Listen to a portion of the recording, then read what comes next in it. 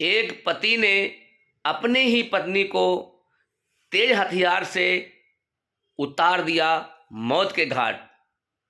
नमस्कार दोस्तों, मैं राजू भैया आज के वीडियो में सभी दोस्तों का स्वागत करता हूं।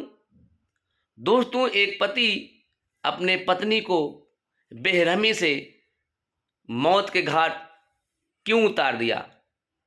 आज की कहानी बहुत दिलचस्प होने वाली है और इस कहानी से आपको सीख मिलेगी कि आपके अगर साथ ऐसा होता है या होने वाला है तो आपको क्या करना चाहिए। दोस्तों, एक पति पत्नी एक छोटे से गांव में रहा करते थे। ये जो घटना है उत्तर प्रदेश की है। उत्तर प्रदेश इलाके में एक गांव है, उस गांव में दोनों रहा करते थे। शादी होने के बाद बहुत ही दोनों में प्यार था, बहुत ही आपस में मेल जोल था, खाते थे कमाते थे, बहुत ही अच्छी जिंदगी कट रही थी। दोस्तों, इसी दौरान पति ने बोला पत्नी से कि मैं परदेश जाके कुछ पैसा कमाना चाहता हूँ, मेरा घर टूटा फूटा है, इस घर को बनाना चाहता हूँ और आप घर में रहना, आप घर देखना, मैं बाहर से कमाऊँगा और पैसे भेजूँगा। उस पैसे से आप घर पे जो भी हमारा खेत है, हमारा जो मिट्टी का घर है, इसको आपको अच्छा बनाना है। मैं पैसा कमाऊँगा और जब हम घर पे आएंगे तो बहुत सारी खुशियाँ हमारे घर में आएंगी। कल को हमारा बच्चा पैदा होगा, यही सोचेगा कि हमारे बाप ने कुछ नहीं किया। दोस्तों, 1-2 महीना बाद समय बीत जाता है। पति कमाने के लिए परदेश निकल जाता है।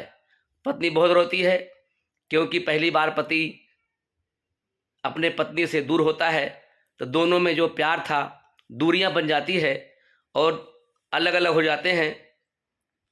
सिलसिला चलता रहा, साल 6 महीना ऐसे बीत गया। पति कमाता था, घर पैसे भेजता था, पति कमाता था, घर पैसे भेजता था। लेकिन इसी बीच में कुछ ऐसा हुआ जो आप सोच के अचंभव मान जाएंगे। उसी गांव में एक 25 साल लड़का रहता था और अपने खेतों में जाता था। उस खेतों के पास पत्नी का भी जो घर था, जो पति बाहर गया था उसका भी घर साथ में था और खेत भी साथ में था। रब जाने क्या हुआ, कैसे हुआ, उस 25 साल के लड़के से कमाने गया पति उसके पत्नी से प्यार हो जाता है।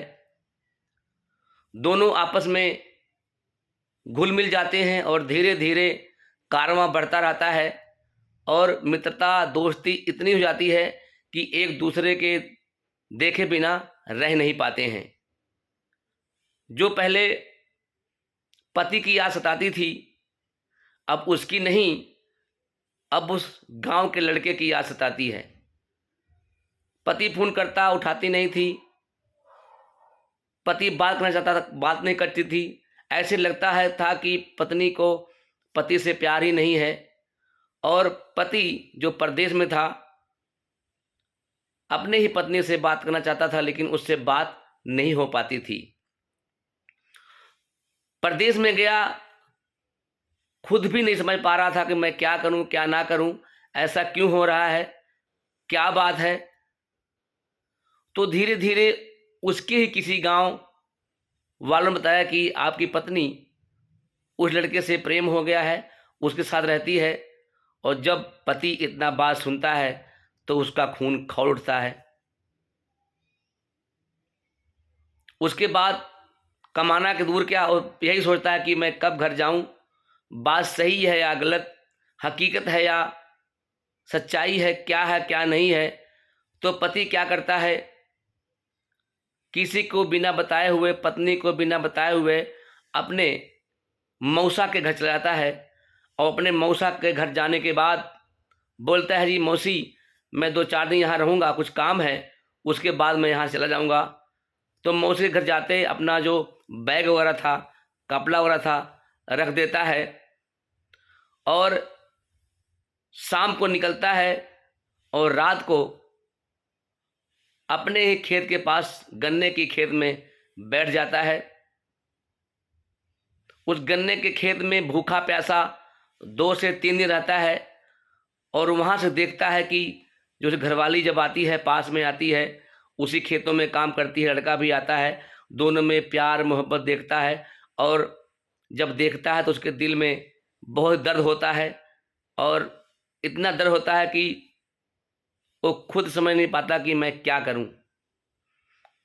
गर्मी में, टपटपाती गर्मी में उस गन्ने के खेत में रहना उसके लिए कितना भारी था, अब तो वही जानेगा।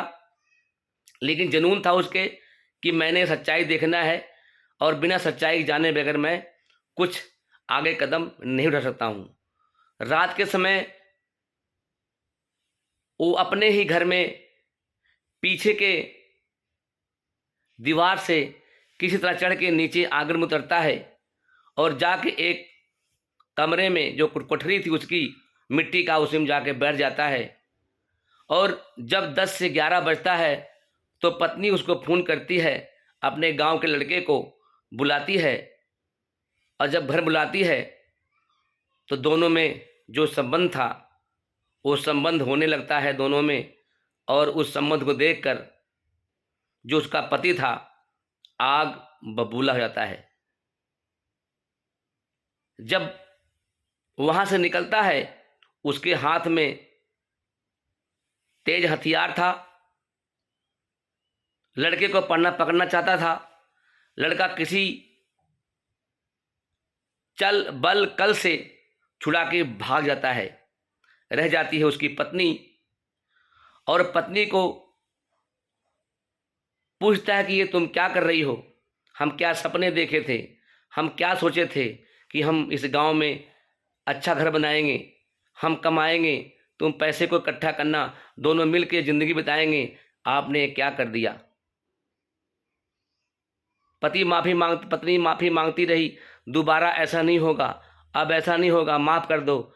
लेकिन पति इतना गुस्से में था, बस यही सोचता था कि इसको मैं कब ख़त्म कर दूं। उसके हाथ में एक तेज हथियार था जिसको बोलते हैं गड़ासा। गड़ासा लेकर बैठा हुआ था, बिना सच्चाई देखे कुछ नहीं कर सकता था। और सच्चाई देखने के बाद उसके अंदर और उबाल खा गया और गुस्से में बुबुला हो गया।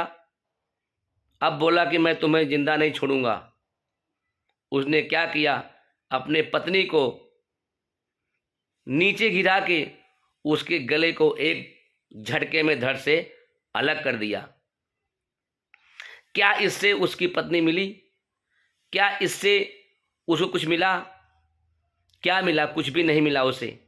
बस एक जुनून था, गुस्सा था, अपने गुस्से को मिटाया उसने।